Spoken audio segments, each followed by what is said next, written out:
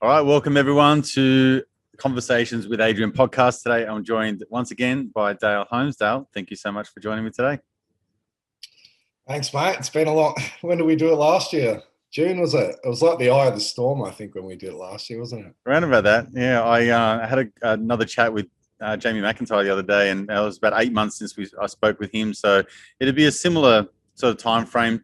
Yeah. And there's so much that's happened since then. It's only such a short period of time, but what an avalanche of experiences and circumstances and events and everything that's gone on in between. So it's just been absolutely mind-boggling. What's your take on it so far in terms of how life has progressed during this pandemic period? It's unbelievable to look back on, isn't it? Really, the last year, and it's like I've always sort of spoken about like this time acceleration thing. I remember reading a book about 15, 20 years ago. One of the first books I ever read, and it spoke about time acceleration, and it really sort of feels like that now. I'm like, I don't know if you see like Facebook memories, it comes up like what you posted a year ago, and it's I mean, we've learned a lot more since then. As far as like knowing about this agenda and stuff like that, it's I always thought I knew it. I knew what the the New World Order agenda is, but there's so many other spanners in the works at the moment. And it's been quite hard to sort of predict and where they're going. And then obviously being in Victoria during last year was just shit house. And it's quite weird because at the moment it's I've been saying for a while I sort of actually want some hardcore tyranny to come on because like people talk about people waking up and like I have seen people wake up like I never have before, but it's really not enough. And I did a lot of working from home last year, and we've gone back to work now. And it was sort of because you get caught in your online world, don't you, in your own little circles, and you think a lot of people are catching on. And I went back to work and I was like, oh shit. Do you know what I mean? It's like today they're like, oh, I'm going to get the jab, and I'm like, yeah, are you kidding me? Like, what have you done for the last year? I know, right? Where you been? Yeah, it's good sort of to observe society, but it has really lulled in Victoria. We're basically, if you take away the travel and then the invasive sort of QR code stuff, it's pretty much back to how it was. Got it. So, yeah. Look, there's a lot I want to talk about today. If those who have seen our interview before, then they would know kind of the path that we're going to go down today. And but those who haven't, I encourage them to look up your work because you're a fantastic researcher. And a lot of the things that I really gravitate towards your research and the way that you put together your videos. And I know that you had a couple of YouTube accounts that got conveniently taken away, but then you started a Rumble account, so I've been following you there as well. So you do research into this kind of darker force that's at play. Last time we spoke about satanic rituals, we talked about pedophilia, we talked about that there's a thread between this agenda and this kind of elitist group of people that seem to be pulling all of the strings. That if you are following the same narrative as I think you and I are, is that there seems to be a one world government agenda that's going on. So, but there's some close ties between America and Australia, and we kind of have this synergistic play and dance between one country and another. So, with that being said, I want to invite you to maybe talk about a couple of things at the moment which you see as a top-down message. Because I agree with you. I think there's a lot of people waking up. However, there are a lot of people that are just in this slow boil of society. So it's almost like you don't realize that the water's actually boiling, and then before long you're cooked, So I feel like there's a squeeze going on at the moment. What do you see is happening at the moment with this global push for a one world government? Look, if I'm completely honest, it's not going to happen. Not the way it's been written anyway. Why? I never in my life would I've thought, like, for starters, they've gone way too hard, too quick. I don't believe this was their plan. Even like if you're looking at what's happening with Israel and the Middle East at the moment now too, it's starting to kick off, which is pretty concerning. But as far, I really believe it got stopped a lot during the Libyan start of the Syrian war era. And they pushed for this 7 countries in 5 years in the Middle East, and it did not happen. There's a lot of reasons why this might not have happened. I believe there's other forces at work, whatever they may be, that have halted this. And they had to change the whole agenda. And they obviously were going to go with this virus, but I thought it was going to be 10 years later down the track, and they've gone boom, and they've hit too hard.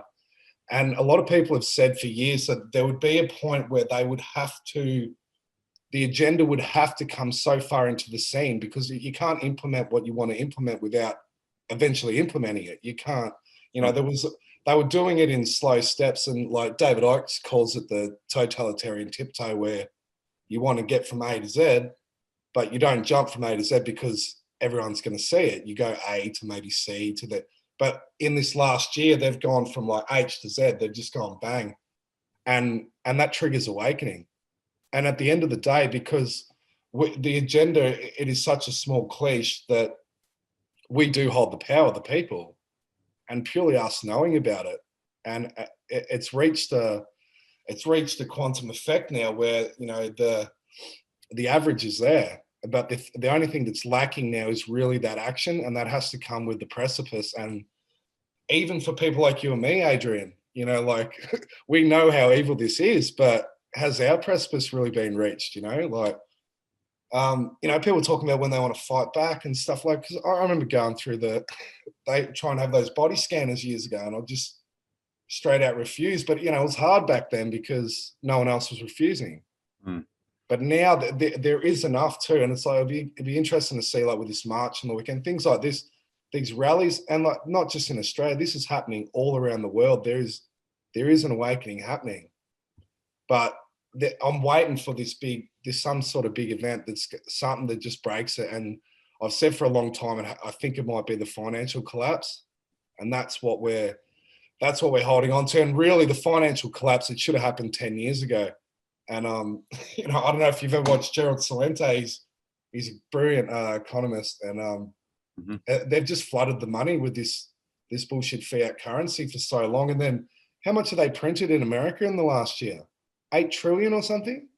Yeah, it's some astronomical amount, and they just keep increasing the budget. And if you had a look at Australia's budget release, it's just absolutely crucifies the country. It's really just a misguided approach. And I agree with you. I think that there seems to be a desperation. I sense some desperation in the air at the moment. Their agenda, because they're pushing hard and pulling back and then pushing harder again. And the more they do, it seems like the more that people start to realize that they're showing their cards, and they're showing their cards really early. And then just saying, well, 6 months ago, I thought, Dale, you were off your tree, but now almost everything that you're saying is kind of happening. And so I get this eerie feeling that, it's almost like I put up this quote the other day. It's like, you don't have to be a conspiracy theorist to know that there's something ain't fucking right, right? And so it's just one of those things where I got all the labels at the beginning, and then now I hardly get that much pushback, to be honest, because I don't think anyone can really argue too much, or whether I've just worn them out. I'm not sure. It's like that term holds no weight anymore. It's so. It's like the anti-Semite sort of term, like when they had like the British election a couple of years ago. They threw it around for so long, and like racist now. Racist means nothing. If you call someone a racist, like they've just destroyed these terms, and even like that Marxist agenda, it's going way too quick. Like, do you see the one like Liz Cambridge and stuff saying there's not enough Black people in the photo or whatever, but there's a lot of pushback too. And so like, for a good example is like following the vaccine agenda for a long time. I would always notice, like on Sunrise and the Today Show, and that occasionally they would, there'd be a measles outbreak or whatever, and then they'd occasionally use this strategy of bringing someone on that was sort of against it, to say that we've shown both sides. But it was always like, it was some mother of a injured child or whatever that, it wasn't as articulate as, if you get someone on like, Dr. Graham Downing, or, they'd never get one of these people on. And and they would just bash and try. You would never hear one negative thing ever about a jab, ever. And these are consistent stories coming out now. And even like when they said, oh, there was 4 people that had clots. Don't tell me 5 years ago that would ever be reported. There's something else at play going on here. Agreed. What strikes me as odd at the moment too is that there seems to be, for the first time in quite a while, where there seems to be what was considered or touted a conspiracy theory is pushing through the mainstream narrative. So much so that, for example, Bill Gates at the moment, it seems to be just the most hated man on the planet, but it's now going through and leaking through to mainstream media where people are saying that, you know, maybe his ways in his line of thinking is actually not credible. They're doing the same thing with Dr. Fauci, and they're doing the same thing with Biden. So yeah, America is really starting to broadcast a lot of the things that I personally felt that was just not sitting right last year. But now 12 months on, or 14, 15 months on rather, it's now coming to light. So I feel like that is an interesting dynamic as well. Yeah. And look, you can really get caught up, and like, I speak to a lot of different people, and some people really do get caught up in the, like, oh my God, like look what's happening, the world's falling to shit too. And it depends how you look at it, because there's some amazing things happening now at the moment too, even being done by government. Like if you look what's happening in Florida, they've banned these passports. They banned it in France. I think Texas is going down the same line as well. Yep. And I feel we're probably going to be a bit further behind here in Australia just due to the apathy. And I think this is a stronghold of the cabal, and always has been too. And I did a video today speaking about, I'm on Telegram at the moment, so I'm posting, about like sort of this Rothschild Rockefeller sort of factional. Now, these are the same bloodlines when you go all the way back, but they have been factional even in well, the Rockefellers really took over the US, and the Rothschilds sort of did Europe. And Australia is that Rothschild faction. And even within Australia, you have Melbourne, which is a faction. And you'll notice which one's the Rothschild faction based on the cultural Marxism, the Chinese infiltration, compared to the Rockefeller one, which is more CIA, ASIO. Mm-hmm. And this is like I think we spoke about last time with the Woodrow Commission and the VIP ring in mostly based out of New South Wales. I believe that was that sort of faction. Yep. So I mean, there's so much, man. I don't know. There's a lot of play. One of the things, if I'm looking at that Rockefeller, that Rockefeller faction is Gates. That is Gates. His family's his father was connected in with them through Planned Parenthood. Bill Gates then took over from the Rockefellers with Common Core after they ran the Prussian education. Every single aspect of what their agenda was, they used Bill. Now, Bill Gates isn't running any of this shit. He's the front figure for it. Yep. But the thing is, now with the media turning on Gates, which they're starting to do a little bit, Gates goes down, COVID goes down. It's done. Mm. That's how I'm seeing it. And then, like, you sent me a great video today too about what's his name? Oh, the pillow guy. Dr. Frank. I called him Dr. Mark the other day. Dr. Frank. Yeah, Dr. Frank, yes. You actually, you tell me about that, because you've probably been watching a bit more of that than me, but I just finished it before, and as well as you sent me one the other day too, didn't you? Yeah, Dr. Frank was the stats guy. He's been sort of researching into just putting all the stats from the election. And wait, he's not just the stats guy. He's like, they were looking at him for Nobel Prize sort of material, weren't they? He's like, he's no slouch. Highly credentialed. Yeah, absolutely. He's got a bunch of papers out there, peer reviewed, all that kind of stuff. He is really a highly intelligent guy. And then the other one that I got from him was a couple of documentaries by, is it Mike Lindell? The pillow guy. So he was outspoken because he was getting absolutely smashed on social media. But then he came up with a couple of documentaries, which is Absolute Proof and Absolute Interference, I think, is the second one. Yeah, that's one you sent me. And it just shows you just some very, very compelling evidence where all of these graphs and everyone has been invited into this election campaign. and all the states seem to line up in terms of the graphical evidence there that is there, and it seems like it's just been all the computers are networked. It's absolutely fascinating. So whoever's listening, I think you should just go ahead and watch all of that. But that's certainly coming to the fore now, which is I think it's unbelievable. But I do agree with you in the sense that if that's really coming out now and that's really only scraping the surface of what's going on, then what's next? And I saw today that there's petrol shortages over in the States. There's something like 2,500 or 3,000 petrol stations that are short of fuel. And I think I tagged you on one of those posts there. And yeah, some of the things that I've been hearing for quite a while is this almost a biblical tale of 10 days of darkness and no water and no food and all sorts of stuff like that, which sounds horrific. However, it doesn't sound out of the question as well. So I wanted to ask you about that in terms of this dark force of, it's almost like a biblical story that's coming through, and it's been written about forever. So you know much more about that than me. What's your take on it from there?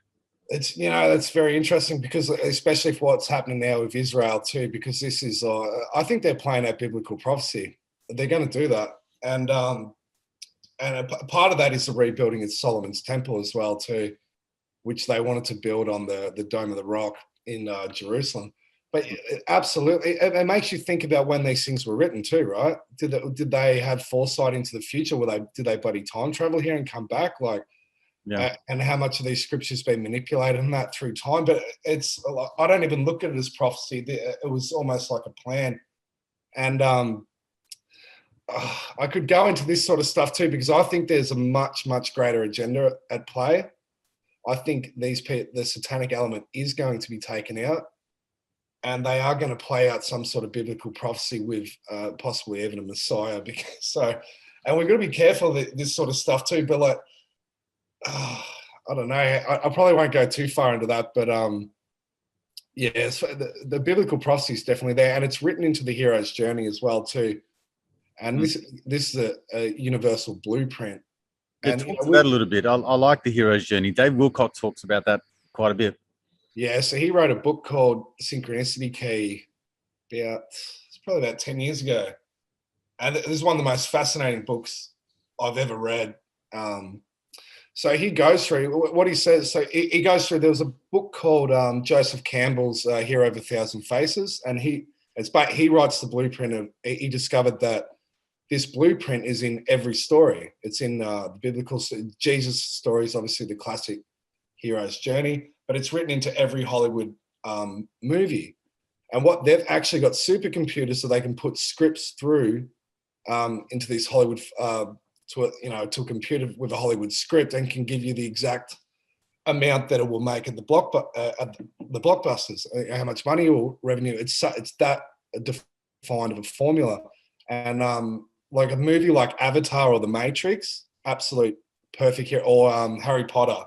And these are why people were so attached to these stories, because it's something within the soul. It's actually our journey through the universe, or even within one lifetime, that we're connected to that. When we watch the hero, we put ourselves in that figure, and basically you start off in a normal world, and that you enter the unnatural world or whatever, and you go on a quest. And the whole point of it is you go all the way around. They meet their fellow friends and stuff along the way that help them. They have the dark night of the soul where they're not going to reach their quest. It's actually down to the page as far as the formula. But what happens near the end, if you looked at what's happened with Trump, I was actually going to do a video on this, because his life follows the hero's journey from the beginning of his life, but also if you picked him up from 2016 to now, it's absolutely perfect. And there's a point, they call it the quickening at the end, and you'll see this in a movie. It's usually like a montage. So like, Rocky, he's not going to make it or whatever, and then he goes into high training, and that's this quickening period. And that would have been from after the election. And what happens then is his fellow friends come back to help him. So if you're watching now with like Lindell, General Flynn went missing for basically 4 years. Sidney Powell, Lynn Wood come out of the way. All these sort of characters are coming along to help the hero. Mhm. And I think it's almost looking like we're at that point now. But what actually happens is there's the death of the father as well, or the death of the father figure right near the end. So who could this be? Because I've been thinking they're going to play that out as well. That could be Joe Biden, because being the US president, that is the father figure. It could even be Trump himself, or it could be a symbolic death of some description. But the interesting part at the end too is, the hero goes into the wilderness as well. That's part of it, and then returns. So it's all built in there. Yeah. And, they keep saying we're watching a movie, and it's like it is a bloody, everything we're seeing now. It just looks, it's so scripted. Yeah, I agree. Like the stuff you're watching with Biden, and it's really hard to like engage with it at the moment. I'm finding, I'm like, what is this? Do I even fight this nonsense that's going on? It really seems like some sort of disclosure to wake up the plebs at the moment, but they're just not buying it, are they? Yeah, I think it just seems too slow to me, but I do agree with you with that hero. Yeah. It seems like when you use Trump as an example, it looked like he was going to win, and then at the last minute he lost. And so now he's gone away, and you feel like that's it. He's just gone. There's no way he can rebound from this. And the guy that you were hoping would never win has won. And now it's like, can't you see all the bad that he's doing?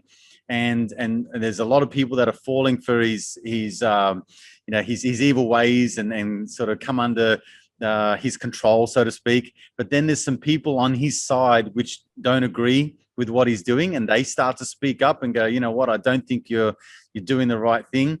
And so therefore, like you said, then the friends of Donald Trump come back in and go, listen, man, we've got to get back in the ring and we've got to train again. And then he goes through the, I'm defeated. And then he comes back again and says, you know what, 2024, I'm coming back again.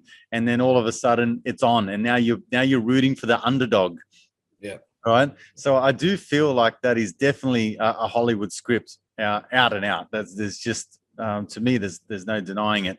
However, I do find myself getting caught in the lure of wanting that to happen. And I feel like this is kind of like the magician who's doing this with his hand, but then the other hand's hiding the card, right? So I'm wondering what else is at play. And that's that sort of satanic cabal, evil side of things, which, to be honest, scares the shit out of me. Like, I just don't know.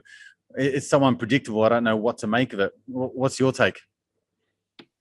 As far as what's happening with the satanic stuff? Yeah, I think there's a certain element that seems to be hard to tame. So there's an evil element at play at the moment when you think about the virus, when you think about how it was manipulated. When you look at India at the moment, India is going through such hard times with them. When you look through the stats and the manipulated numbers, and then you see people or hear of people that are being deprived of food and water. They're burning crops and all sorts of stuff and virtually starving their nations. I mean, this is, for want of a better word, hearsay and accusations, but there's a large body of evidence that's coming out. So I feel that there might be a link between the workers of India, which are typically in the Middle East. Like when I went to the Middle East, there was just a lot of Indian workers there. So I don't know whether that's an attack on keeping people out of the Middle East and maybe sabotaging their productivity or their oil or their resources. I don't know what to make of it. It's bloody difficult, and you can't look at anything you're seeing over there and take it on face value. You see, especially some of the photos and videos that we're seeing. Like, how do we know? How do you know what's going on there? And it's like, but they made all these. They were going around making all these weird deals of like Modi and stuff. Like, I remember the end of mid last year when Trump was went over there with Modi making these deals, and they were setting up different stuff. I can't remember. What was it at the time? I can't remember. Anyway, but yeah, like I wouldn't trust nothing coming out of India. Mm-hmm. And what do you do? How do you freaking lock down a population that half the population's living in slums on the street? Like, I remember I did some volunteering in Manila in the slums, and I'm like, you'd have 100,000 people in a small street living on top of each other. Really? It's absolute nonsense. And the media that's coming out of there, like, but yeah, like with the satanic stuff, like it's been the best thing like in the last year. So I've been trying to tell people about this satanic stuff for a long time, and I've pretty much kept quiet after a while because you learn to shut up because no one wants to hear about it. And then like to see the explosion of interest in the last year. I had a lady contact me last night. Actually, they're going to run a nationwide rally in June. I'll let you know when it is. And she was trying to get some speakers and stuff there and get some actual ritual abuse survivors to come and speak out, which is really difficult because most of them are pretty scrambled. Yeah. You very rarely sort of get, most of your ritual abuse survivors either end up in a psych ward, dead, drug addicts, prostitutes, in prison. And, a lot of them aren't that articulate either because of, what they've been through. But, I'd love to see, I found it quite interesting that they made Grace Tame Australian of the Year. I was just about to ask you that. I just sat there and everyone's going, oh, she's bloody one of them. And like, we've got to start looking at things like, you can't look at everything in a narrow mind. Even like with that Alton Childs video that's been circulating, it's got massive many hits. And that was awesome because I think that's woke even a lot of people up more about the symbolism and Satanism. And I think I heard a lot of people got affected sort of by that. And, but you've got to be careful not to taint every person that does this or this as a Satanist, because it doesn't work like that too. And a lot of it is a lot of those photos. These are just photographers that are doing it. Becomes a fashionable thing, or it's also submission to the cult. You don't have to be within the cult to do that. You're submitting. Yes. So what was interesting about the Alton Childs video is that he really didn't hold back in naming names. He names actors and actresses, presidents, and our own prime minister. So he's really gone to town and not held back at all. It does make you start to join some of the dots when you look at, if we bring this closer to home now. So with the Young Australian of the Year show, I just feel like. Is that still going on? Is that a front to say that we are doing something about this and we're nominating this person as a spokeswoman for ritual abuse and abuse against women because we're really doing something humanitarian about this? Or is it just so we can create a diversion because we're really still doing it? I find it very ironic that the media doesn't really cover that guy that jizzed all over someone's desk in Parliament, and they're bringing boys in to have sex with, and they have got group orgies going on. Like, where the hell is the media coverage on that? So it just seems like quite a diversion to me. Do you know what? Like, I'm a bit hopeful of her, and I'm willing to give her the benefit of the doubt. I said, well, let's see what she does this year, because obviously the people that hand out those awards, right, they don't give them to anyone that's gonna expose them. So yes, that probably was their agenda, but she's got an opportunity if she's not involved. And what I would like to see her do is, like, okay, there's been a mass movement over the last year to talk about getting rid of these suppression orders in federal parliament. Well, what is she doing? This is what she needs to do. That should be her sole job now. And maybe she is building up a bit of a profile to wait for that drop. That, I'm open to that happening. We'll give her a chance, but we don't wait for her to do it. Let's, this event that it's going to happen in June. This is what I think we need to be going to rallies and talking about too. Like, we've done the COVID hoax to death now. The world knows. If you don't know, it's like, we don't need to be going out and talking about the statistics of that anymore. I think we're well past that. Let's talk about the core of what this system is. And it leads back to Satanism and pedophilia being one of their main acts. And I'm glad you brought up about the jizzing on the desk. And people that don't know, I imagine most people watch it, Aussies, they brought out that story.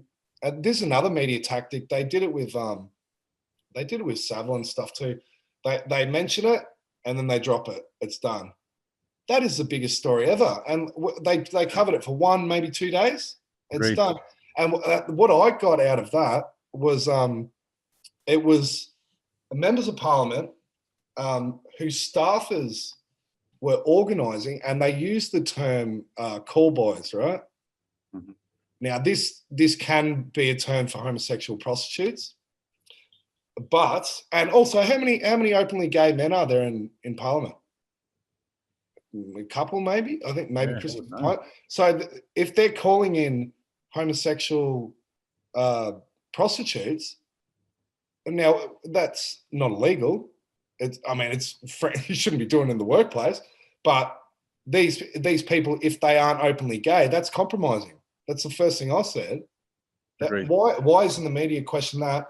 But if you go deeper, the term call boys has been used to mean actual boys. And this was a term used in the Bush-Reagan administration, where they ran the Omaha Boys Town pedophile ring that were flying all around the country, being run by Larry King and George Bush Sr. being involved in this child prostitution ring. So I thought it was very interesting that they used the term call boys, but then it wasn't spoken again after that, was it? No. And so this is what I wanted to ask you about, because you're just such a great researcher into all of this, and you know the symbols and the signs and all of those things. So when I started researching into ritual abuse, I discovered that one word was missing out of the ritual abuse, which was the first word, satanic. So it seems to be just shortened down to ritual abuse and not meaning satanic ritual abuse. So it kind of gives a different meaning and a different spin on it. The same thing when you talk about that they've got these call boys, but they also don't mention the subtleties that make a difference. You know, what does call boys mean? How many? And again, if there's only so many openly gay people in Parliament, who's there with these call boys? And again, it just starts to raise some eyebrows. And the biggest one is that, like you said, it just hasn't been covered. It should be on every newsstand. It should be on every TV channel. It should be covered just extensively, to the point where all of these disgusting, vile human beings are ratted out. And these are the people that are running our country. And these are the things that really piss me off, because, like, mate, if you and I were in our workplace and we, left a little, a little surprise on someone's desk, like, yeah, well, you'd be on the front page of the paper the very next day. Your name would be rubbished and put through mud. You'd never see a decent job again in your life. You would just be ridiculed and virtually stoned, in the street. But these guys seem to get away with it, which means to me that they seem to protect themselves. And the 99-year suppression order is one of those examples of pedophiles protecting other pedophiles. Yeah, and to me, at the end of the day, this is the only thing that brings this system down, because once this is widely known, and I don't think people quite understand. It's like, there's not a few politicians like having sex with prostitutes. This is common shit that goes on there. And actually, I knew a politician. I had a good chat with him about the Prime Minister that's on that list too, and he goes, yeah, I know. He knew that, and he's friends with my local federal MP. Right. He said she knows. So I did a video. I did a video calling her out. But I'm like, you are involved. They all know. So they have an opportunity now too. If you're a clean politician, you speak now, forever hold your peace, because when this shit show freaking comes out, what did George Bush Sr. say? They'll lynch us in the streets. Yep. And they will. It's like that's a great point you made there, Dale, because another thing that I've spoken about is that when you know about it and you don't say anything, then you're a part of it. You're complicit to this kind of activity. So I just feel like there's a huge movement towards women's liberation and equality amongst men and women. However, in our own backyard, they're treating women like rubbish, and other women in that organization would know about it. And so but they're not speaking up. And I guess, look, to give them benefit of the doubt, perhaps their lives have been threatened. Perhaps their very careers have been threatened. I'm not sure what's at play here, but the fact that they're not protecting their own kind, to me, is an alarming thing. And I really feel like this should be spoken about. This virus has exposed the deep-seated, vile underbelly of our country, and it rises right to the top, which is just I can't see why people aren't just in the streets raging about this. And why would you, like, I know people that know about this sort of stuff and still partake in some of the nonsense QR code and that. It's like this. That's what I mean as far as the press was being reached. It fucking hasn't been reached. Like, these people, even the Victorian government here, the Department of Human Services, Department of Education, and Victorian Police covering up for a massive pedophile ring in Victoria in the late 90s. Massive. And even children being raped on police headquarters. This is our own government. And I don't know if you've seen Sam Newman's podcast. Have you ever listened to Sam Newman's? You posted something a couple of weeks back. I haven't had a chance to circle back to it. There's so much information. Yeah, I know. It's so hard. And like, you get sent 100 stuff a day, and then I'll only watch it if someone sends me. If I get it like 4 times, like, a bit of what. That's what I did with your one. But like, I won't go into it. But I won't go into too much, but he basically he had a guy. He runs just like a piss take bit of a podcast, but occasionally he gets. But Sam's always like, he's always speaking out against the government and that, or whatever he knows. But he's an interesting character as well. But yeah, basically they've got this massive court case going, and it's going to go to the Victorian Supreme Court. And it was basically a food provider, a big food provider, employed a lot of people, employed a lot of disabled people as well in Victoria. And the Victorian government, through Dan Andrews as health minister at the time, set up this government food provider and they were trying to provide food for the nursing homes and stuff like that, which this other guy was doing, and to monopolize the industry for the government to take over. And what we can see is like basically a communist structure creeping into Victoria. They've sabotaged his business by putting slugs and stuff in there, saying that people were dying in nursing homes from viruses that they end up getting tested that came from other states. Just complete, absolute corruption. All signed off by Dan Andrews and the head of Department of Health and Human Services, Brett Sutton. Brett Sutton knows all about this. Involves Anthony Albanese, federal government, Brett Sutton, even down to local council. But he's basically, if you listen to it, it's really good. But it just shows another aspect of the huge, how this criminal conspiracy works on different levels. And to me, it made me think, why the hell did they want to monopolize a food industry that provides food to nursing homes? Pretty interesting, hey? Makes you wonder. I wouldn't trust it. Yeah. But another one you said too about, as far as the ritual abuse thing, that I always say this to people think it doesn't exist. Scott Morrison, in his sorry speech for institutional child abuse, actually mentions the word ritual abuse in his speech. He acknowledges, and this has been through government department, acknowledges ritual abuse. He says it. He goes, the crimes of ritual abuse. And then we obviously had the ASIO was on the list of organisations for the redress scheme that children could receive compensation for child abuse. So our intelligence network was involved in institutional child abuse, and I would suggest that is the MK Ultra project running in Australia. Wow. Look, Bill Heffernan's speech should send chills down your spine. Yeah. So that alone is something that is just an atrocity. So they can't escape that either. That's one of the greatest things anyone's ever done for this country. Mm-hmm. To have the courage to do that, and I think he'll reap the benefits for it eventually. But yeah, good on him. Yeah, it's definitely coming more to the fore. I'm hearing some rumors that in my hometown and closer to me down in Nowra, and as you know, like Wollongong has had its fair share of pedophilia over the years. My high school was just rife with pedophiles. I remember our principal went off and topped himself back in, I don't know what year it was, 93, 94, I'm not sure.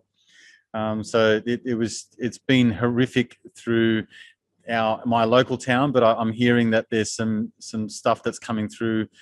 The churches once again, it's rearing its ugly head. So we'll wait and see what happens there.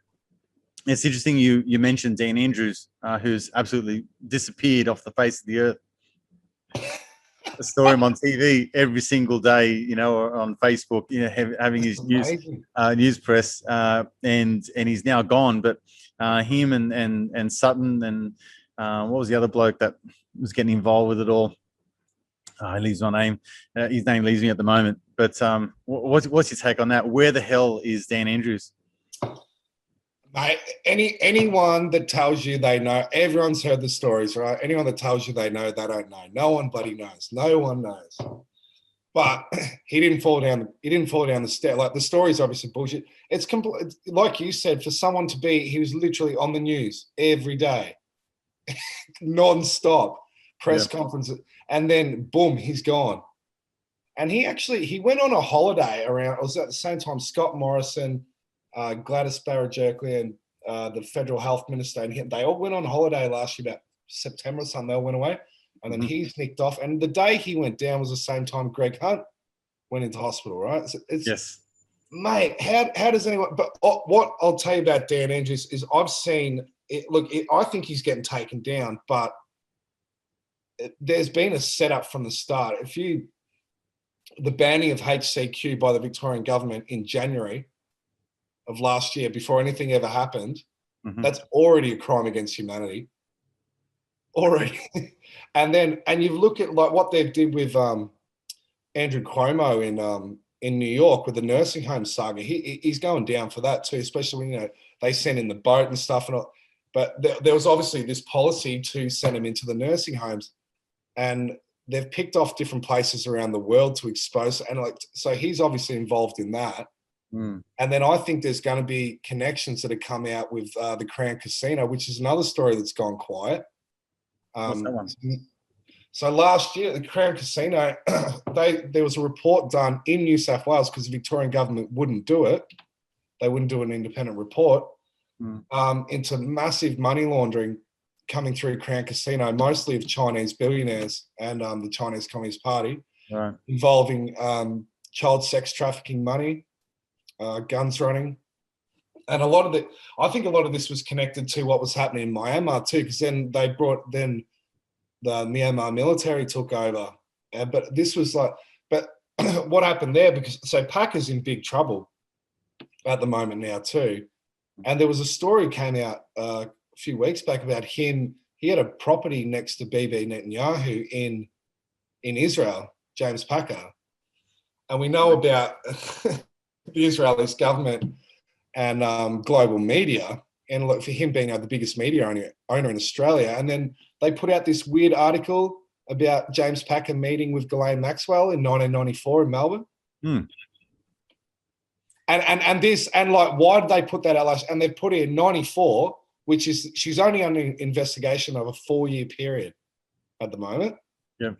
And it's right smack bang in the middle of that period. And she also met with Lindsay Fox, who reportedly he's got all these deals with the Andrews government. So it's just it's this massive cesspool. But I'm saying that I think the Maxwell case is going to be pivotal, and that's is it June, July that comes out now? That's gone super quiet. Another couple of links that have come in. It just filtered through subtly, but I don't know. I pick up on most things pretty quickly these days. I just go, why the fuck did they put that there at this particular time? And I remember sort of maybe late last year, there was a post that got resurrected from Facebook, which was Dan Andrews supporting Hillary Clinton in her a quest for to become the president. Then another one of him shaking hands or having dinner with Biden, and it kind of just surfaced and then went away. It was no big deal was made about it, but it would certainly come up and people were like taking the piss naturally. But then it'll surface and come away. So it's almost like a little display of what's going on. But it's that what are they? There was a term they used to use back in last year where it's like you see it and then you discredit it straight away. It's almost like a psychology term that they use. I can't remember what it is at the moment, but cognitive dissonance. That's what it is. So you see it and you go, that couldn't be, and then you dismiss it as it doesn't register in my realm of what to be alarmed by, right? But to me, it just sticks out like fucking dog's balls, and then I'm thinking, I wonder all this connection and how it all pieces together, and they all seem to be in bed with each other at some point in time, which is to me it's just blindingly obvious. I don't know why anyone can't. Well, have you seen the one with Andrew shaking Netanyahu's hand as well? And then I haven't seen that. And then he was speaking. Andrew spoke at the Zionism Victoria conference. And this was around the same year that he brought in this big Israeli cybersecurity firm to run all of Victorian government's cybersecurity, which is Mossad. So I'm saying, that's what I was saying about before too, that there is this big Mossad Israeli Rothschild royal connection in with Melbourne. And I believe Packer, I don't think but Packer's a big player. I know his old man was. I see him more as he's a bit of a stooge, but he's definitely in that sort of grouping. And then what I spoke, there has been more around these global online porn syndicates that are being broken up at the moment too. This is pretty massive what's happening at the moment. I think there's been a few hundred in Australia in the past year, and this was connected to this Peter Scully guy that got busted in the Philippines a few years ago. It's the same syndicate, and what they showed with the last one was it's a global network, but the servers were in Germany again, and this is what we heard from the election. Yeah, that story only broke about a week ago or 2 weeks ago. Yeah. So it's another big syndicate. I didn't look too much into it, but that was the thing that stuck out for me was the servers were in Germany. Because this is what we heard after the US election. Was it Frankfurt or something that they said that the servers were in, and this is obviously some sort of big intelligence apparatus. So I just thought that was. I don't know. There's a lot of weird sort of connections going on here too, and obviously I think we spoke about before that when you reach the peak of these online porn syndicates, you're hitting the intelligence agencies. Yeah. What stuck out with that particular article was I think it linked to something like 400 Australians that were involved in all of that. Again, I just think it's scratching the surface of the players that are involved, but when it links back to those servers over in Germany, that certainly rang alarm bells. But some information that's coming to light out of America at the moment is that those servers were linked in Germany, China, Italy, Israel. It was just happening everywhere, so there was so many people that were conspiring to that one particular event. So I'm paying keen interest and close attention to how that sort of pans out, because I just think at the moment, especially with that data guy, he blew my mind with all those graphs and figures. It was incredible. Yeah, people should go watch it. And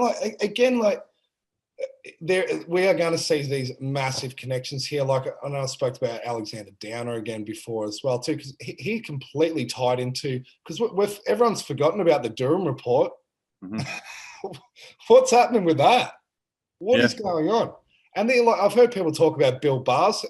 I think he said in that talk that Bill Barr had connections in with these voting machines as well, didn't he? Yeah. And it's we've been playing this who's the good guy for the last year, haven't we? Going, fuck me, and I think this is a bit of a play too that they're deliberately doing is don't freaking trust anyone, and they really are sort of baiting us to sort of stand up.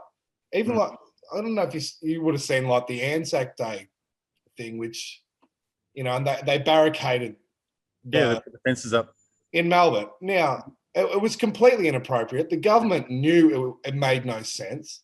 They had the footy on. Even the media had to trash it. They deliberately, opened up the football for 90,000 people. But I'm looking, why are they doing that? Mm-hmm. They're doing that for public reaction. Yep. And unfortunately, they didn't quite get the public reaction that they should have, because it should have been full-blown freaking outrage, ripping those things down, and we're going there. Agreed. But so I'm seeing the more that people aren't taking the bait, they're gonna keep giving you bait. You know what I mean? More and more bait. Yeah, it seems like at the moment that here in New South Wales last weekend on Mother's Day, they had a case that all of a sudden blew out in Mascot or something like that. This guy went everywhere looking for fucking barbecues and picking up meat, and and everyone had the masks on, hospitality. Wasn't he in 7-Eleven twice for 40? Something like that. He was in the same spot in Sydney that were half an hour drive apart or something like that. It was incredible. But what I saw on a local level was that the half that were just masked up and started screaming at everyone because they weren't protecting themselves and putting everyone at risk. Then I saw the other half that just said, I'm not buying it. I'm not putting my mask on. I'm not social distancing. It just, they seem to find a way. But whilst I was cheering about that, at the same time, I just feel like that creates more desperation. So maybe the next time they'll go a little bit harder and a little bit stricter. So I'm waiting for that precipice to come as well. Before I let you go, I wanted to maybe touch on your aspect or your take on this, what I think is a spiritual war, and I think you would agree that there seems to be an attack on our spirit and an attack on our sovereignty at the moment. And I feel that when people start to really come to an awakening where they witness these atrocities that are going on and this, to me, quite obvious plan, that their real core values and belief systems are going to be like rocked to the point where their faith in whatever religion that they have is going to be shaken. Their faith in humanity is going to be shaken. Like, it's going to cause a real disruption in the way that they view the world. Our paradigm of the world, I think, is going to be turned upside down. What's your take on it in terms of this spiritual war that's going on?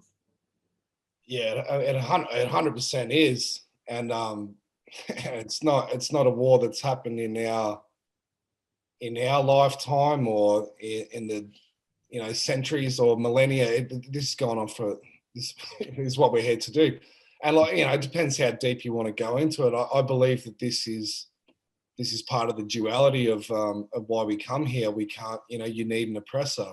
That's part of the experience that we needed to have, and I think the soul's untouchable, even by these people. Or, they can't touch the soul. That's where you're home, and to me that's beyond this universe. But we're playing out this. It's good to come from that high perspective too, because I do myself. You get caught in this just like things that are happening, especially projecting a lot of stuff, a lot of anger at things that are happening in the world that aren't actually really in your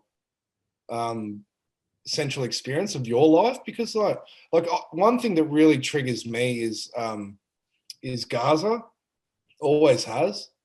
And like I got really angry this morning, like looking at some of the videos over there, and I think we got to, like, how much can you do to stop that sort of stuff? Me like berating and stuff, it's not going to help anything. And I think that the change is going to happen at a local level. But if you're talking on the spiritual side, we are metamorphosizing at the moment. That's how I'm seeing it. I'm seeing the planet is changing, and the relationship with the human is this symbiotic relationship where, like if you go into fractals and quantum physics and stuff, where the body's 70% water, the earth is this I feel we're in a compressed fractal, and we're living through the most amazing period in time ever. I believe this is a whole rebirthing of humanity, and it's going to be good. And the people that are really struggling now too are the atheists, because they got this fear of death. Because you know what I mean, when everyone's got, if you lose all your money and you're worried about, you think when you're dead, you're dead. Mm-hmm. That's a terrifying place to be. Yep. And I don't know how you take people out of that too. But, talking about the dark night of the soul, sometimes people have got to reach that, don't they? Mm. And I think that point will come as well too. But yeah, I think we're going to be fine. We are spiritual beings at the end of the day, and this is an experience. But people like to also say that I don't want to be like a solipsist where, it's all just a ride and just chill. No, it's not, because being in the 3D, this is the most spiritual experience you ever have. Because people try and sort of, we need to you talk about higher realms and stuff. It's like, I don't look at it that way. I'm like, I'm living a spiritual experience every day. We all are. That's, this is where the hardest learning occurs. Absolutely. I think you're on the right path there. I certainly have a similar approach to it, and I agree with you in terms of the anger. Last year for me, I went through a lot of frustration. My business suffered. I've got 2 businesses, and they both suffered tremendously. And it's been just such a battle to get through it. My relationship suffered. Like, there are so many things that really made me pissed off and angry. So as I've pushed through that and worked through those emotions and released a lot of those trapped emotions and thought processes that were really plaguing my spiritual experience, I certainly feel like I'm coming out the other end with an optimistic view. At the same time, I realize that there's certain forces at play that really could affect my life and the life of my children and the way that we live. But I do feel like we've kind of had this position of moving away from what true reality and true spirituality is. And I feel like we're now coming back in alignment. And that being the evidence that I'm seeing is the pushback on vaccines. It's the pushback on having quality water, on having quality food, on the pushback on not having this genetically modified food and fake meats and all those sorts of things. To me, are evidence to show that people are really supportive of nurturing Mother Earth and living off Mother Earth in a sustainable way. I just think that there's going to be an amazing future ahead of us, where technologies that have been suppressed for many, many years. And I did a video on this the other day of solutions to world problems that have already been invented and created, and some for a century. So I just feel like all of that is going to be lifted. The veil is certainly going to be lifted, and we're going to have a huge shift into a higher quality of life. And I really feel like a lot of the depression and anxiety and suicide and all of those things are going to be lifted from our society and humanity as a whole. And just think, like, how cool is it? Like, I do think about this a lot. Like, how cool is it that we're here now and we chose to be here now? Like, that is the ultimate, isn't it? And like this, we chose the hard path too. Like, say people about my age, and you're a bit older than me, I think.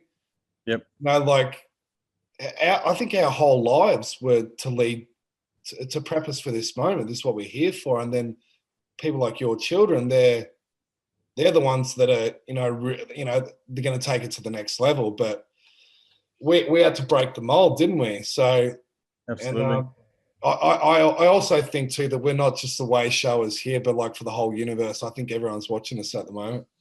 I agree. I think this is the best show in town, and I think they're in awe of what we're doing here, because this is going to have this splinter effect in the whole universe, what we're creating here. So, and like everything though I said before too, because some people don't want to hear that shit. Because you said you're having a hard time. So I'm like, I don't want to hear no freaking of your spiritual fucking BS at the moment. I'm like, I'm having a shit day, and and that is spirituality. That's what it is. you know. Yeah, that's it. You Being can't real. have light without darkness, you know. So it's one of those things where you need to balance the two, or you know, work through them both to appreciate one or the other. So when you mention children, like I believe that I've got 3 spiritual children, and you know, I'm having conversations with them at the ages of 9, 11 and 14, which I never had with my parents at that age. And I feel my personal experience has been coming from a spiritual being as a youngster, you know, having certain psychic abilities and things like that, and you know, seeing spirits and bits and pieces that really got squashed in my adolescence. And then I went through my 20s and 30s, and I feel like I'm coming out of the cocoon again now, and gaining a lot of those intelligences and powers back.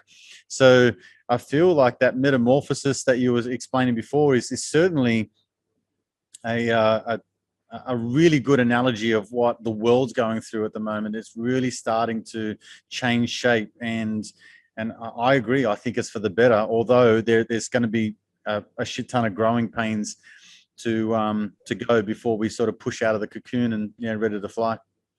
Yeah, and I don't see this any other way than ending in a positive way. Now, like you said too, it's going to be. I think it's going to be an absolute shit show, and it's going to be tough, and it's meant to be tough. It's going to be really hard, but you know, it's like you said, that's the growing pains, and you need friction for change. And COVID was the best thing that ever happened, and then accelerating it was the best thing that ever happened, because we couldn't Miranda around like this, you know, for the next 20 years. Like it was just you know, I didn't want to live in that world anymore. It was, you know, it's the truth coming out is a fantastic thing. And that's only one aspect of it and what we're capable of. Yeah. I wrestled with it through my late 30s and didn't know what to do with it. But now I know why. You know, I know why I went through that feeling of being separate from the rat race, and just looking at it from an outsider's perspective, but feeling lost at the same time and not knowing what to do. So I feel like now that it's certainly put me on the right path, and even just being here with you and sharing this message, that it's got nothing to do with financial gain or popularity or notoriety or anything like that. It's simply connecting with someone else and being able to share a message with others, and hopefully you know, make a difference in their lives as well. So I really think that there is some exciting times ahead, albeit we definitely got some yeah, that final push at the end before you know, there's a birthing that takes place. Yeah. All right, mate. Yeah. Are you off? So we could go on forever, I know. Yeah, and mate, we better stop. I don't even know. It's one of those things which yeah, we could definitely go on. It was awesome.